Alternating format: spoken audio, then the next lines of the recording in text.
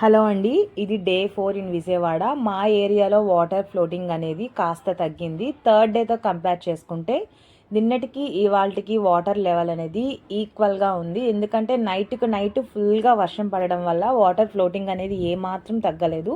So ఇంకా మేమేం చేసామంటే, వాటర్ ఫెసిలిటీ ఎలానూ లేదు కదా, రెయిన్ వాటర్ని కొంచెం సేవ్ చేసుకుందామని ఇంట్లో ఉండే బకెట్స్ అన్నిటికీ కూడా ఇట్లా రెయిన్ వాటర్ అనేది పట్టి స్టోర్ చేసుకుంటున్నాం అనమాట.